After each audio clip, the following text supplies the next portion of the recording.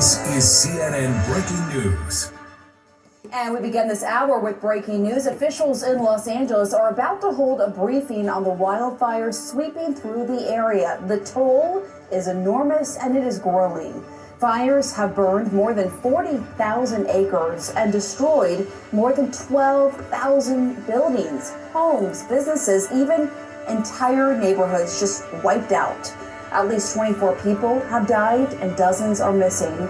And the next few days appear ominous. Fire officials say wind gusts could reach 70 miles an hour. So that means the progress made to contain 14% of the Palisades fire and 33% of the Eaton fire could be lost. People are expected to be let back into some evacuation areas Thursday, but many will find there's just nothing left there. And check out this video. Wind gusts and flames are whipping up these fire tornadoes. Look at this. Fire crews are trying to determine what caused these fires. An electrical transmission tower or other power equipment are under scrutiny, among other scenarios. So let's get the very latest here. CNN's Veronica Miracle joins us from Altadena, California. What are you seeing there on the ground, Veronica?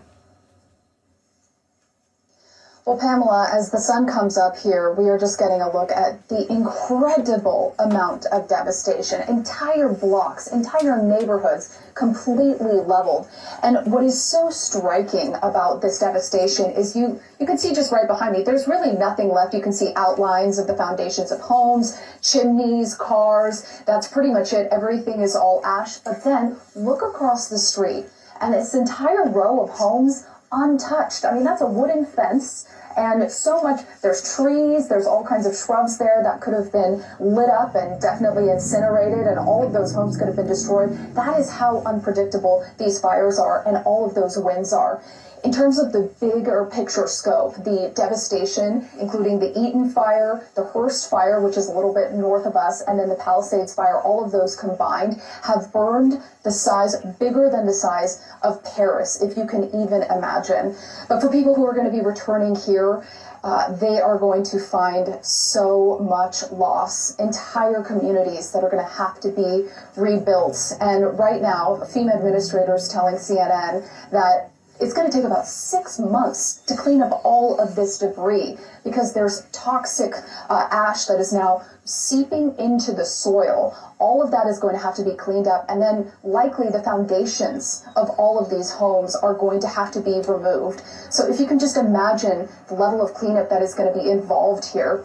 Now, families have not been able to come back to this neighborhood. It has been very quiet. We've seen firefighters, investigators driving around, but other than that, all you can really hear is the sound of birds chirping. And that's because fire officials say it is too dangerous for families to be coming back to this right now to assess the damage, to see if their home has been lost, to see if there's anything that they can salvage, or to see if their home is still standing. There's toxic ash. There are downed power lines. You can see some of the lines down here. Officials in LA are speaking right now, giving us the latest on the wildfires. Let's listen. We gained no acreage yesterday, which is a very good thing. We know that over 7,000 structures are damaged or destroyed, and we have 3,408 firefighting personnel assigned to the incident. 26% of our damage inspections for dwellings have been completed. Impacted residents may visit recovery.lacounty.gov to view preliminary maps showing damage assessments. Please note that the preliminary maps have been posted and are being updated daily. If there is not a color icon on your address, it means the building has not yet been inspected. Severe fire weather conditions will continue through Wednesday. Please be assured that all fire departments and all law enforcement agencies in the area will be prepared. The anticipated winds, combined with low humidities and low fuel moistures, will keep the fire threat in all of Los Angeles County critical. I ask all Los Angeles County residents in wildfire-prone areas to understand that the necessary public safety power shutoffs are important for our collective safety in preventing the next wildfire natural disaster. I did want to dispel one rumor. The LA County Fire Department has never turned down any offers for mutual aid assistance and resources. Repopulation will not occur until all areas are safe. Additionally, our CL415 Super Scooper that was damaged because of a drone incursion is reportedly going to be flying tomorrow morning. It has been repaired and we're waiting for the FAA to give us approval to fly again. Thank you to Board Chair Supervisor Catherine Barger and Supervisor Lindsay Horvath for your unwavering leadership and continued support throughout this unprecedented disaster. And finally, to all the Los Angeles County residents affected by this catastrophe, please be assured your firefighters continue to work towards full containment of these wildfires from the air and on the ground. We stand alongside each of you as you begin the repopulation of evacuated areas when safe and the rebuilding of your homes, your communities, and your lives. Thank you.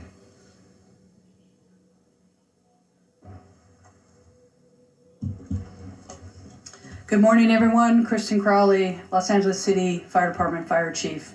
I'll just start off with just a moment to share with everybody out there that's been impacted by these wildland fires that the entire LAFD family, sworn and civilian, our city family, Mayor Bass, city leadership, everybody, our thoughts and hearts and prayers go out to you as we continue to push forward and mitigate this emergency. We understand the impacts and we're working and will continue to work very, very, very hard for everyone.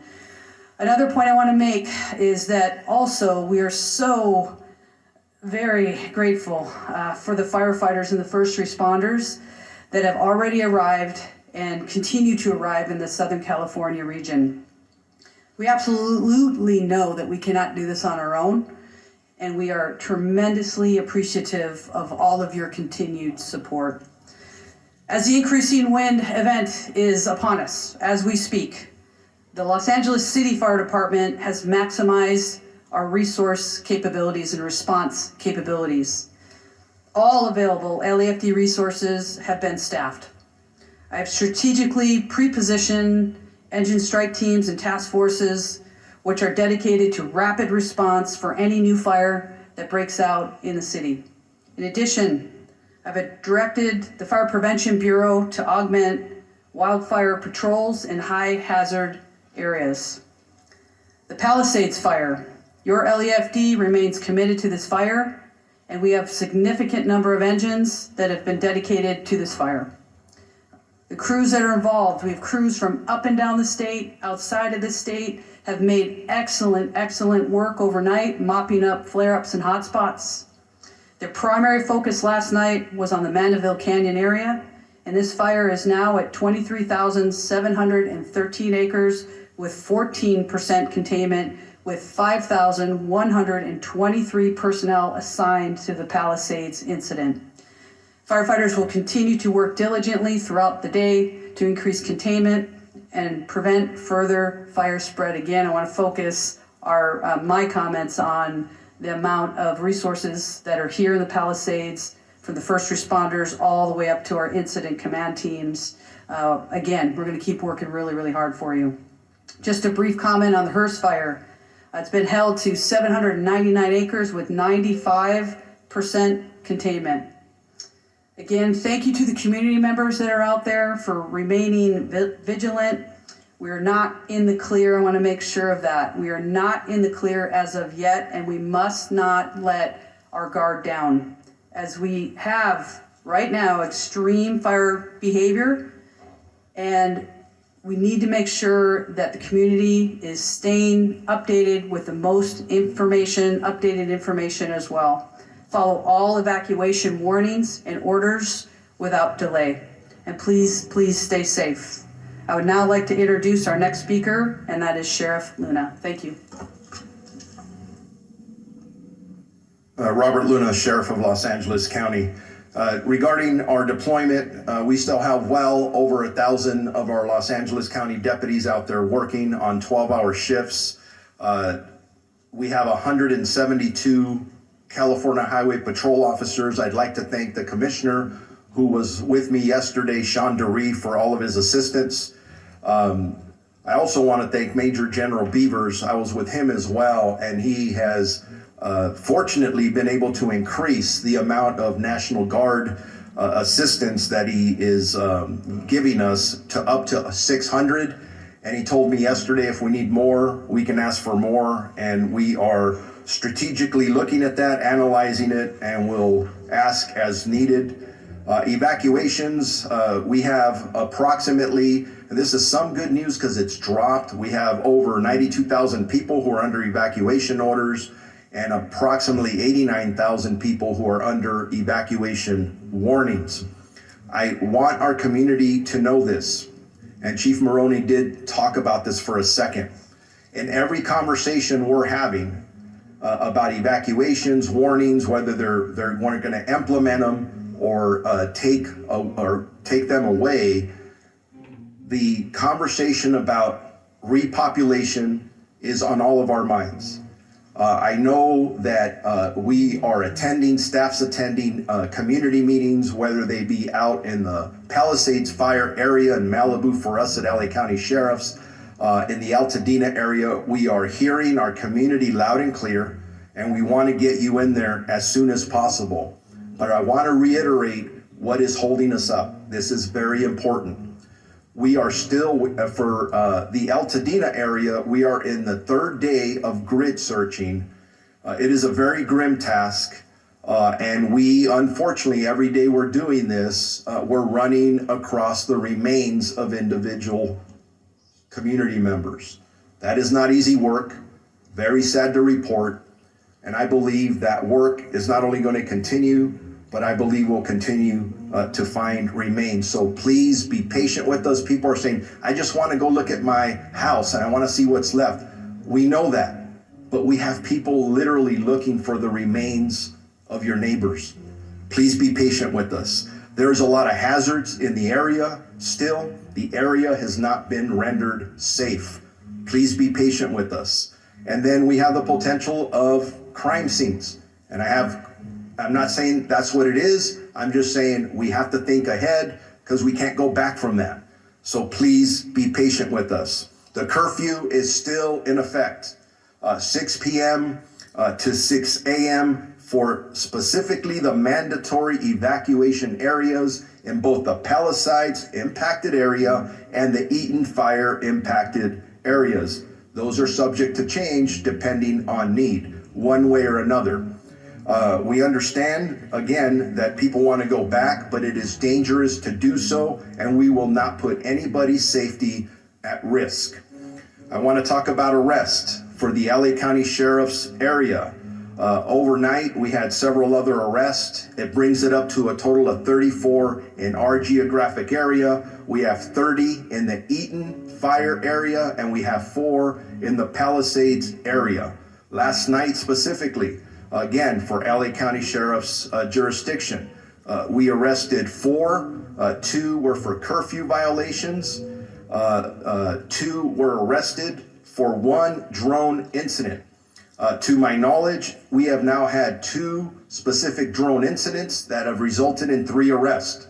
So as I talk to our community again, if you do not have business in the evacuation areas, do not go there. Please, you're infringing upon the work that our first responders need to attend to. And I do want to say, when I talk about these arrests, I want to clarify not all of them are for burglary or looting or for curfew violations. But it is very important when I say stay out, we are arresting people who are not supposed to be there, who do not live there, who are in possession of narcotics. We've arrested several with guns. And yeah, I'm going to tell you something. If our deputies being very proactive in these areas, stopping people in a constitutional manner as always, making sure that they're supposed to be there, and you have narcotics on you and you have a gun on you, in police work we call that a clue. Something's wrong there. So that's why we're arresting people. Our search and rescue missions, through the 2 days, we have searched 1,874 properties. In regards to deaths, and again, I want to clarify, this is for the Los Angeles County area of responsibility. We have confirmed 21 deaths, 16 in the Eaton Fire area, and 5 in the Palisades area. And sadly, yes, unfortunately, I anticipate the number to go up. Missing persons, we are actively have 23 active missing persons reported, 17 in the Eaton Fire area, 6 in the Malibu area. All of them are adults. Thank God there's no juveniles. But if you believe you have somebody who's missing, make sure you report that to us as soon as possible. For any updated information that anybody may have, questions, very important questions regarding evacuation orders or warnings or any road closures, please go to lacounty.gov/emergency for assistance.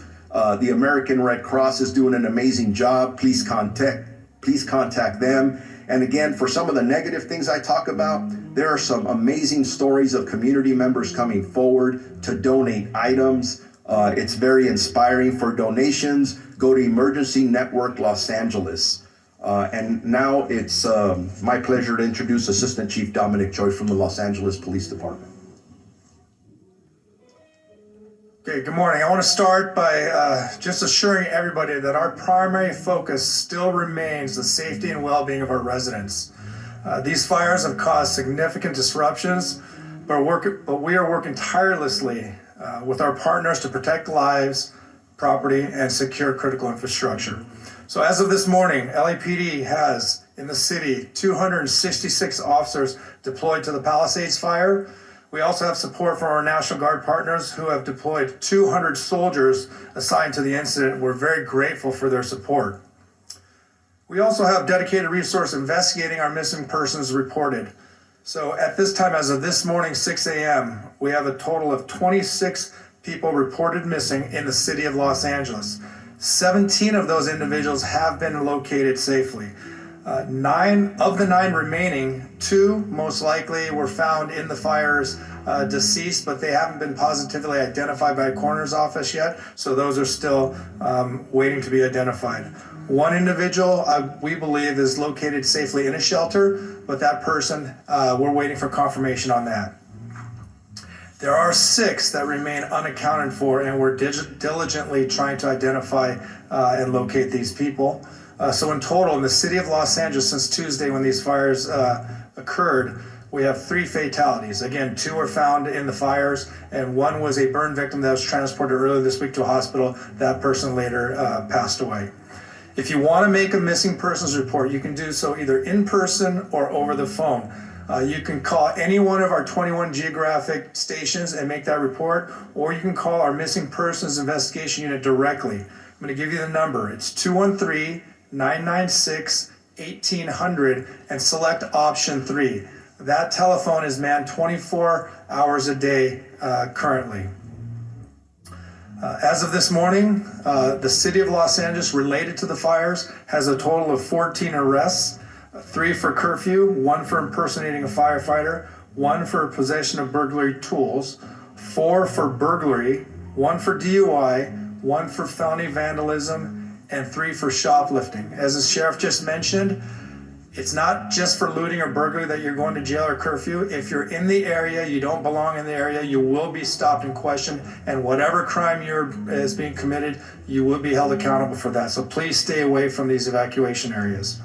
Regarding escorts, we talked about this a little bit yesterday, but we tried to be compassionate and put together a team to escort residents to their homes to either retrieve small pets or their medication.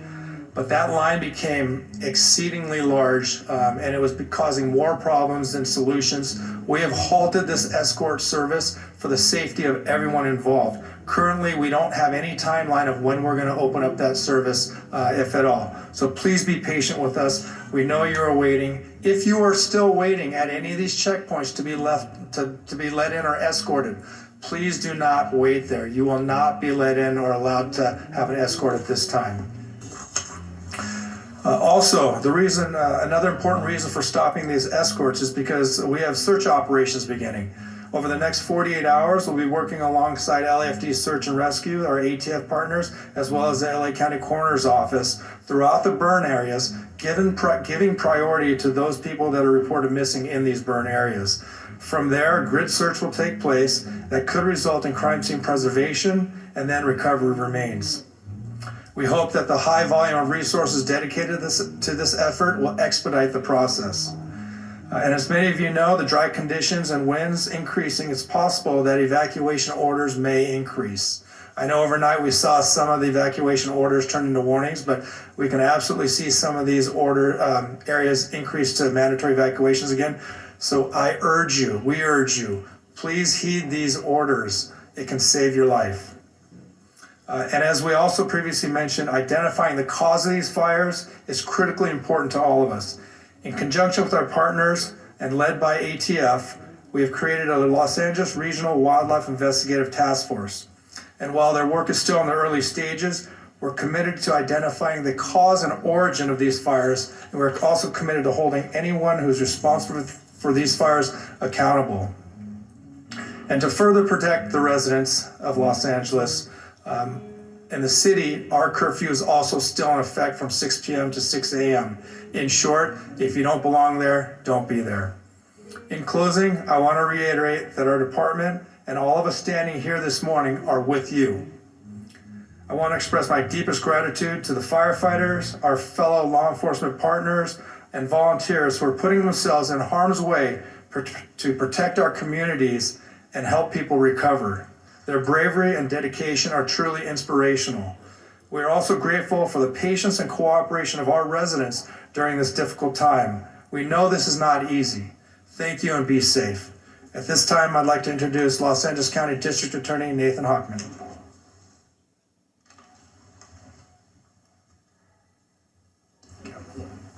Thank you.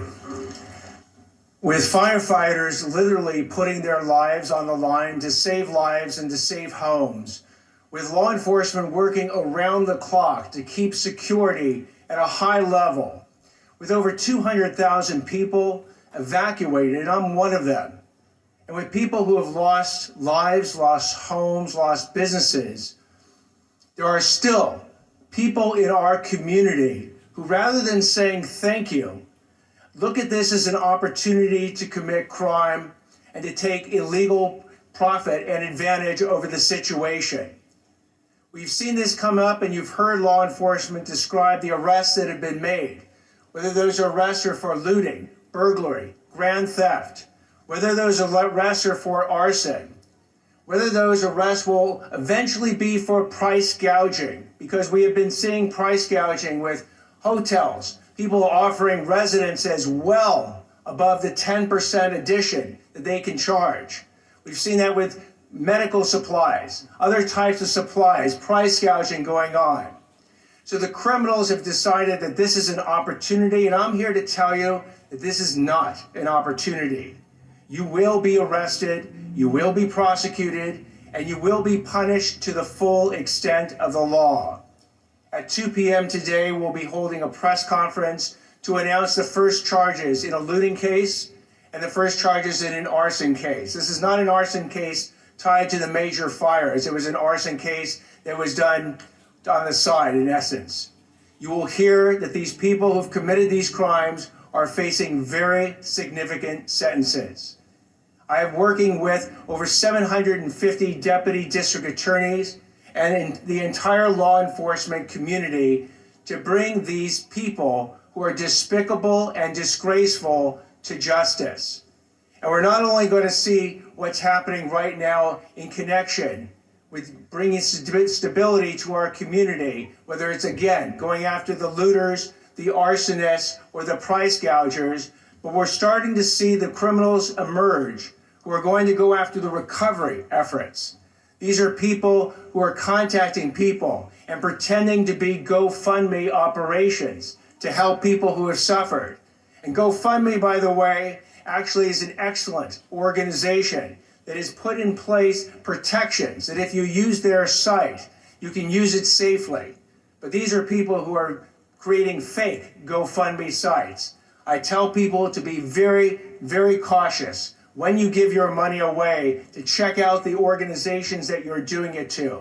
I applaud anyone who wants to donate to these causes, whether with money or services, but make sure that they are going to the right operations. Again, you can go to Emergency Network LA, that's enla.gov, or you can go to recovery.lacounty.gov to see the types of operations that you can have confidence in. And we're also going to see scams coming up with insurance proceeds. We're going to see scams coming up with government benefits, because we are going to literally have billions of dollars come into Los Angeles County over the next months and years. And for the criminals who view this as an opportunity, let me again give you this warning, an absolutely unmistakably clear warning, that if you go ahead and you want to rip off people and the system and governments that are trying to help the people who have suffered from these tragedies, you will be arrested, you will be prosecuted, and we will seek maximum punishment against you. I hope that I'll have the opportunity to tell you at a later point that this warning has been heeded, that deterrence works. Because if we are going to actually have the stability and the rebuild, it's going to be based on everyone contributing. But for those who don't want to heed this message, the warning has been cast out there, and the warning will actually have teeth behind it. I'd now like to introduce Los Angeles Board of Supervisors Chair Catherine Barger. Thank you. As I discussed yesterday, FEMA relief is essential to getting our impacted residents back on their feet. Today and yesterday, FEMA staff have been at 7 county libraries, plus the Alhambra Library, providing support to individuals who are seeking FEMA relief. Tomorrow, these services will transition to centralized assistance centers, one at Pasadena City College and the other at UCLA Research Park. These centers will be in-person venues where all impacted individuals can receive direct support for FEMA's assistant program, which helps residents access lodging, essential items, and other large financial needs. You can visit recovery.lacounty.gov for all the details. And I would encourage everyone listening to go to one of these sites, because I was at Pasadena Convention Center. I know Supervisor Sleece, you were as well. And I saw people handing out cards. I don't know who they are. I don't know who they represent. But people are looking for an opportunity. At these recovery centers, you will have legitimate government officials who are going to work with you to make sure you receive the benefits you deserve. I want to thank FEMA for their continued support for our impacted residents. Our residents need this support to begin rebuilding, and believe me, after last night's meeting that I attended with my constituents, they are desperate. So many residents I've heard from, especially those without insurance, are concerned they won't receive enough assistance to rebuild their lives. On top of FEMA assistance, I'm going to be advocating for innovative loan and housing solutions to bring people back to their communities. People need help, and they need to know what kind of support they're going to receive. Last night, I joined hundreds of impacted victims in Pasadena to hear their stories, understand their needs, and to discuss what comes next. Many wildfire survivors I've met, spoke with, have repeatedly told me they're worried about the rebuilding process. Specifically, many have mentioned that they are eager to begin clearing debris and seeing what valuable possessions survived this devastating fire. I want you to know that yesterday, The governor issued an executive order to streamline this rebuilding process. This executive order is going to make rebuilding homes easier by cutting red tape and make it as affordable and efficient as possible for our residents to clear debris. Yesterday's executive order, along with the previous order to waive the CEQA requirement in rebuilding, are two unprecedented actions that will be essential to making our community whole again. I know that our wildfire survivors want nothing more than to begin the rebuilding process, and it is our job in government to get out of the way. Our neighbors deserve nothing less.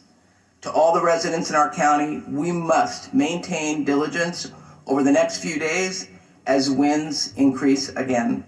Please listen to law enforcement and their evacuation notices. And believe me, I heard last night, many are frustrated. These next few days are crucial in our fighting of the existing fires and also preventing any new fires. Thank you for taking it seriously. I'd now like to introduce LA City Mayor Karen Bass. Thank you, Supervisor. Angelenos, as we continue to experience the shock, the grief, and the anger, we have to stand together, and it is in that spirit that we have seen hundreds, if not thousands, of Angelenos traveling all around the region to deliver supplies, clothes, whatever they think might help the victims of these fires. As we've mentioned, the National Weather Service is predicting close to hurricane force level winds, and so we're making urgent preparations. My top priority and the priority of everyone else is to do everything we can to protect lives. As these winds approach, LA City firefighters and firefighters from across the county, state, and nation, and even overseas, are in a proactive and strategic posture to save lives. Firefighting resources from LAFD and fire departments from all over are positioned in strategic holding locations. DWP is deploying water tankers to augment water supply for firefighters. The emergency operations centers remain activated at the highest level to rapidly coordinate emergency response. As we prepare for more wind, we're also urgently working to provide people with much needed resources. This week, as Chair Barger said, our city and county will launch in-person local assistance centers that are tailored to those affected by specific fires. These local assistance centers is for Angelenos impacted by the Palisades and Hearst fires, and they will open at the UCLA Research Park, which was formerly known as the Westside Pavilion. It will operate from 9 a.m. to 8 p.m., 7 days a week. These centers will help people who have lost vital records like birth certificates, driver's license, social security documentation. They will help people who've lost their homes or businesses apply for disaster relief loans, and they will provide referrals for mental health counseling and other services. We anticipate that there will be representation for over 20 city departments. There will be representatives from the state and federal departments and agencies. Later today, we are also going to be releasing policies on the city level that will help with the rebuilding process. So as we continue to go through these next few days where the fires are still a serious threat, we also want to begin to help people put their lives back together and to prepare to rebuild our city. I also want to again remind Angelenos that lacity.gov is now a one-stop shop for assistance for those who are impacted and a place to help Angelenos find a way to get involved. As the winds pick up, please stay safe. Please heed the call to evacuate should you receive that. And remember to heed all public safety guidance. Thank you. I'm Lindsay Horvath. All right, we've been listening to officials there in LA giving us updates on the fires and what's ahead. They are warning this critical threat through Wednesday in LA County of potential additional fires and really undoing some of the containment that we've seen from the other fires, including the Palisades fire and the Eaton fire. And you heard there from the mayor, Karen Bass, saying that there are local assistance centers that are opening up as well in LA to help folks who don't have a home anymore, who don't have the critical paperwork that they need. So that briefing is continuing. But I mean, the bottom line is there is concern for the days ahead in LA and the weather with the high winds, as you heard there from the mayor, saying that this could be hurricane level winds as well as the dry conditions and what that could mean. We saw what it meant last week, and those fires there continue to rage in LA. And when we come back, I'll speak live with an Altadena family who just lost their home to a fire, get this, for the second time. Their unbelievable story of resilience up next. Our new